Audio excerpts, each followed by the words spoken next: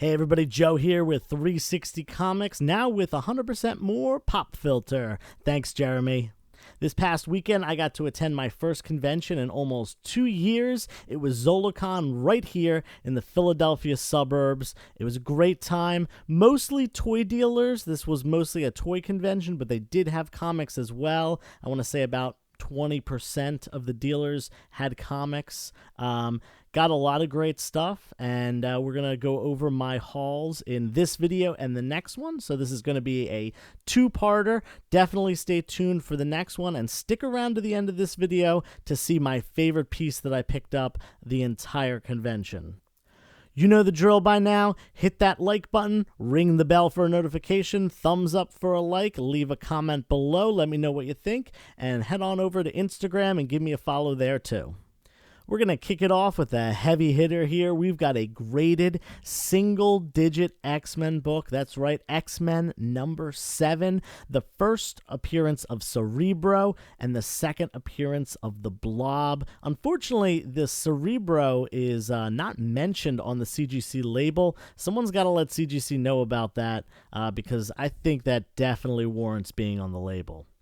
Anyway, it's a low grade, but I don't really care. It's a single-digit Silver Age X-Men book from 1964. It's in rough shape, but it is still off-white to white pages, which, for a 2.0, that's pretty good. I'm really happy to pick this up, and it goes along great with our next book. Naturally, coming after X-Men number 7, we've got X-Men number 8, the first appearance of Unus the Untouchable. Again, in a low grade, slightly higher this time, 3.5, and still with those off-white to white pages. Like I said, I'm definitely fine with it for a book from 1964. Really love this cover with the 5 X-Men surrounding Unus in the middle here, kind of getting blasted back by one of his force fields. And this is, these two pickups help me complete a little bit of a run here with my original X-Men stuff. I now have 6, 7, 8, 9, and 10 all graded and slabbed. 1, 2, 3, 4, and 5 are going to be a lot harder to acquire than the other 5 books, but I'm still happy to have this and have a little run going for early X-Men stuff.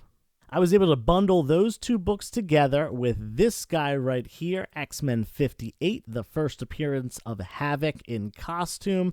Alex Summers does make an appearance, a bunch of issues before, but this is his first appearance as Havoc, and this is the one that really, garnishes a high price.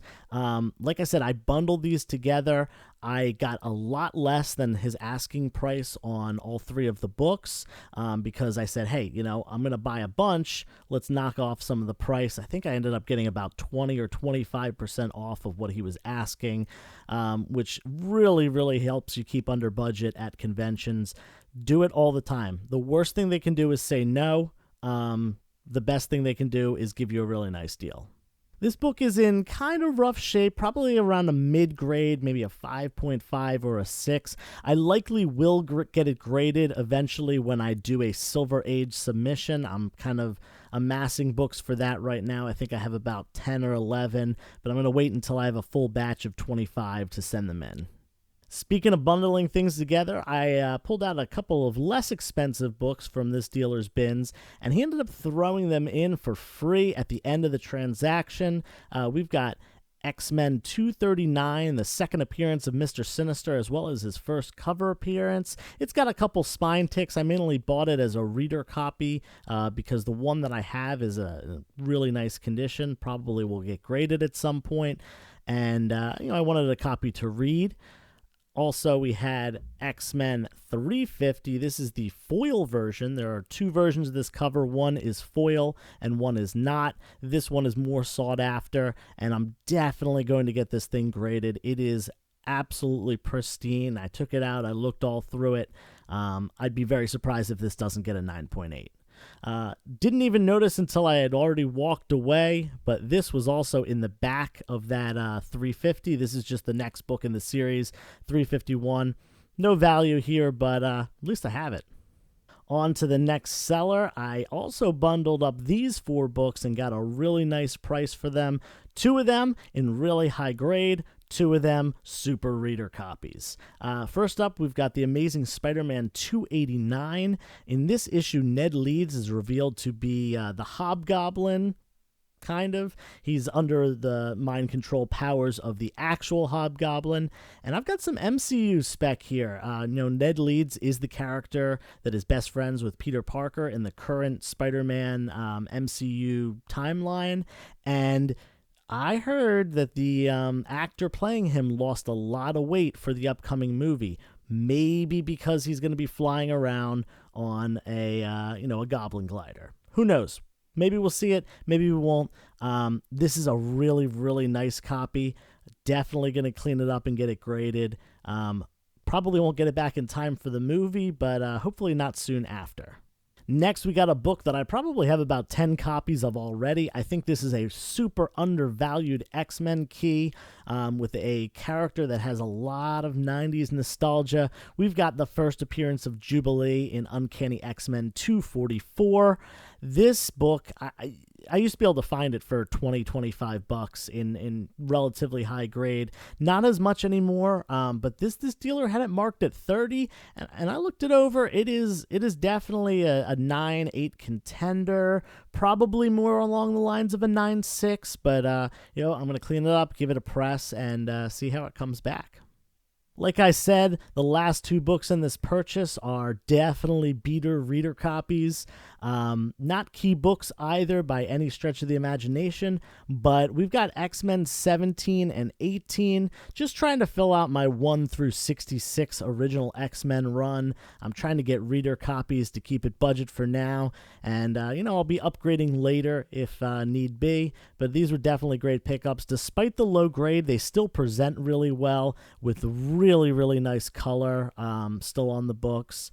And, the pages are all intact and everything and, complete. That's what's important. Fast forward another couple decades up to Uncanny X-Men number 450.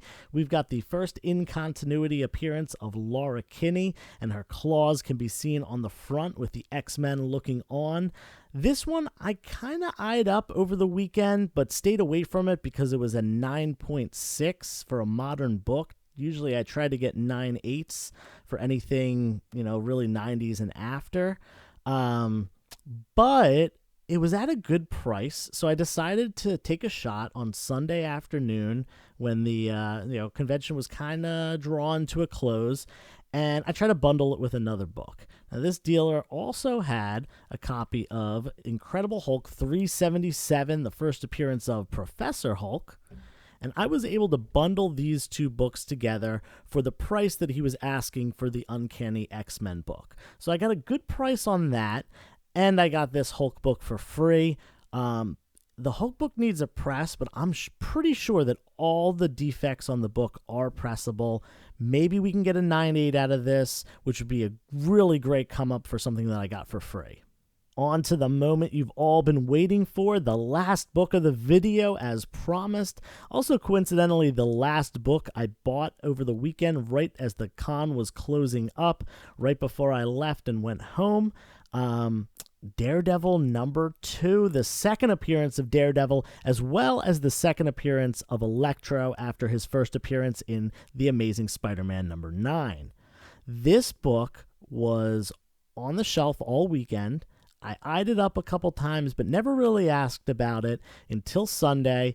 I always go around and I ask dealers if I can get something for a discount. Sometimes they don't meet their quota, sometimes they don't want to lug stuff home, and you can get a really nice deal at the end of the weekend if you want to wait it out and see what's left. Maybe the book is gone by the end of the weekend that you wanted, but you also might strike gold like this. He was asking $200, which is a very reasonable price for this book in this grade. And, I talked him down a little bit. We got 10% knocked off down to $180. I was very happy with that price. And then I checked later, and there was actually an eBay sale about a week ago where it went for $331 in this exact grade with the exact same off-white page quality. And honestly, I think this one presents a little bit better than the one that went on eBay.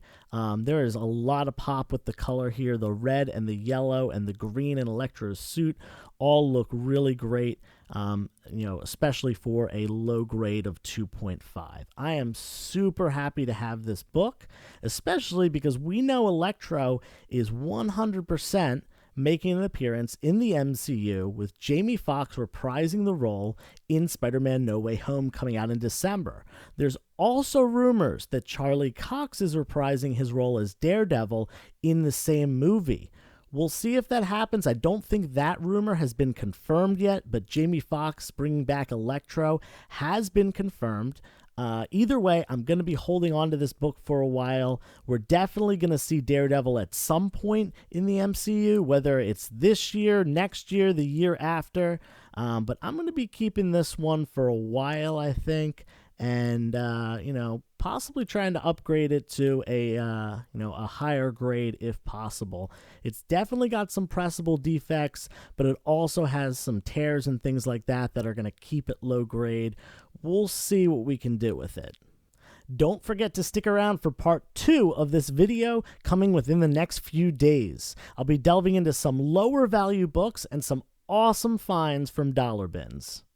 Thank you so much for checking out my haul here. Remember to go over to Instagram and enter my giveaway. There are less than 100 followers needed to hit our 2,000 follower goal, at which point I will be giving away a copy of Web of Spider-Man #1 from 2021. Get in on that before it's too late, and then I'll be announcing a giveaway for YouTube that is for subscribers only, so make sure you subscribe as well.